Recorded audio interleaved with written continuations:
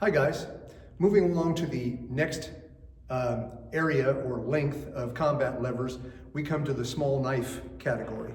Now what I mean by a small knife is its overall length is at about half my forearm or less.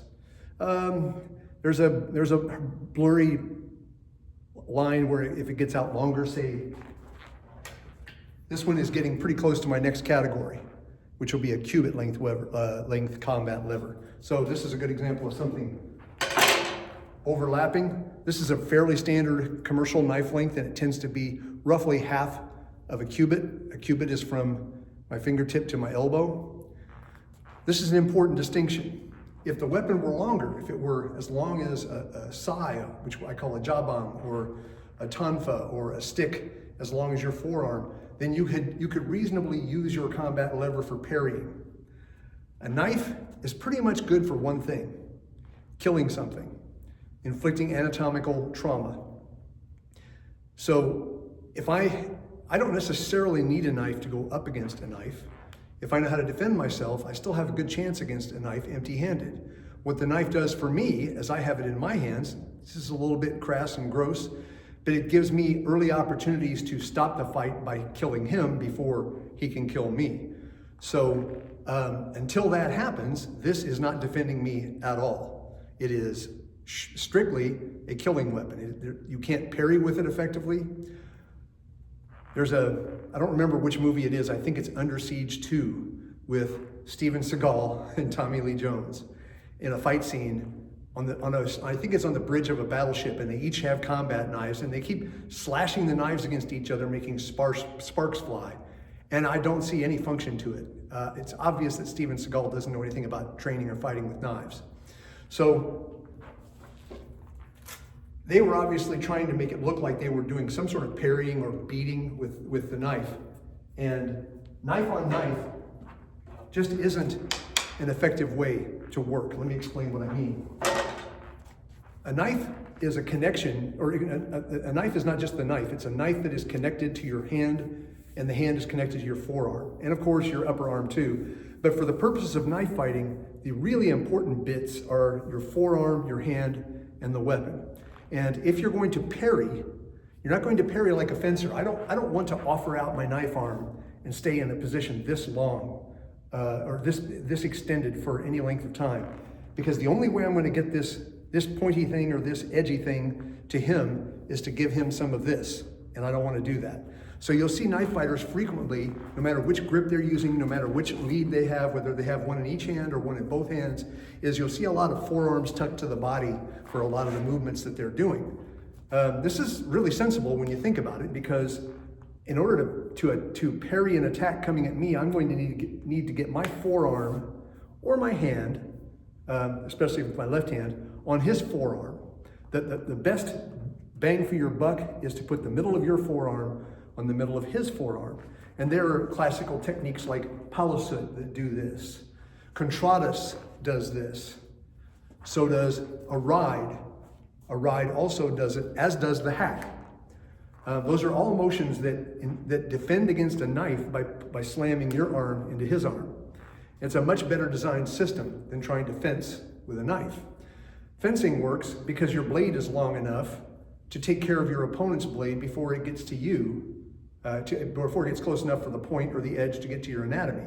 That doesn't always work because fencers are good at fooling each other, but nevertheless, it's a doable thing. It's just not that doable to parry with your knife.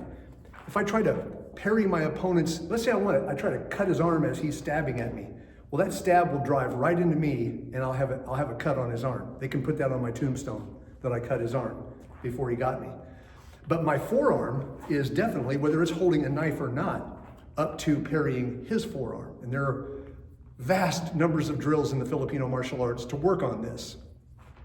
So that's the big thing I want to put out in this particular video. More than showing you all the little variations of knives, I didn't show you any training techniques, because I think with the pocket stick you needed to see that it can actually hit hard. It was nice to see that. With a knife, I don't need to convince you that this is dangerous. That's pretty much the point of a knife, is it's a lethal implement. One of the most ancient inventions that humans have made, going back further than our species. Humans earlier than Homo sapiens made these. So we have a lot of different designs, a lot of different trainers. It's perfectly possible to train with just a stick the length of a knife. It's not wrong. It's not wrong to pick this up and use it in a fight if that's all you have. Boy, is this a lot less useful than a knife because it still sucks for parrying. You can crack with it, just like a knife, you can still damage with it, but it's not gonna stop or redirect very much. So better than nothing, much rather have a blade on it if I can. Here's an old trainer. This is meant to look like an old World War I and World War II Fairbairn Sykes fighting knife, but it's made out of rubber. Anybody who's been training for a while has seen these before. These are really good. You can put chalk on this flat edge. The edge is actually kind of thick. You can rub chalk on that, and if you get a cut on someone, maybe they're wearing a long sleeve white shirt, you can see where it cut. Time-honored weapon. Terrible for practicing disarms because there's no rigidity to the blade, so it bends. And it's not every training weapon is safe all the time. This can go in your eye. You should use a mask if you're going to train fighting with these. This has been around for a good while. This is called a Sharky. I really like this design. I buy a lot of them for my school. It's got a pretty nice ergonomic curve on the edges here so that you don't hurt yourself when you use a thrusting grip. It feels really good. It's really intuitive to hold and use. You don't have to look to see where the edge is pointing. I like Sharkies a lot, and I really like the rounded tip. This is big enough that it's difficult for it to go into my eye socket. You should still wear eye protection, but it's much safer around the eyes than other forms of training knives. Take this, for example.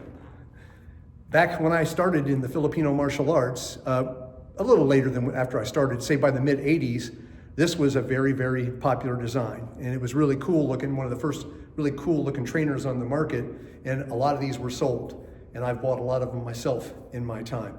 But I don't like, it's aluminum, I don't like the tip. Very dangerous. Here's a nice trainer. I like that rounded back for thrusting grip. Here's a wooden toothpick design. This particular design is called a toothpick.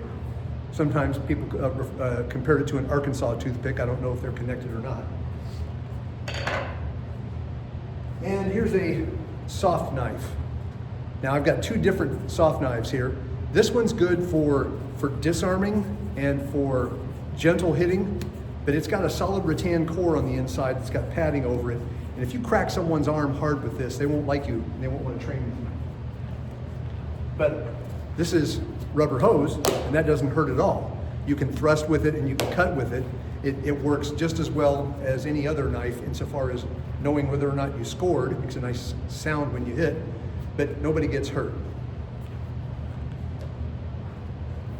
So as I said, the message I want to get across is very simple. When you're defending a knife with your body and a knife, or without one, it's your forearm on his forearm that is the key, which is why I don't emphasize a whole lot of guards with an extended arm. Now that's not that I would never extend my arm out for an attack. I may well, but that's when I'm being a little brave. Maybe he's being passive, backing up, he's turning and covering, and I'm exploring space, trying to get closer, trying to move him around the combat area. But if he takes on a structure and a stance that looks to me like he knows what he's doing, I'm going to keep everything in close and look for opportunities to insert my arm and find a place to connect it to his arm if I possibly can as he attacks. If he doesn't attack, then we have to start bringing out other elements that are beyond the scope of this video. So that's what I really wanted to get across. The weakness of this is you can't parry with it. So you've got to learn to get closer than you want to use forearm on forearm. And ideally, from there, either finish it or gain an elbow or get behind the opponent, flank them. That's always desirable in a knife fight.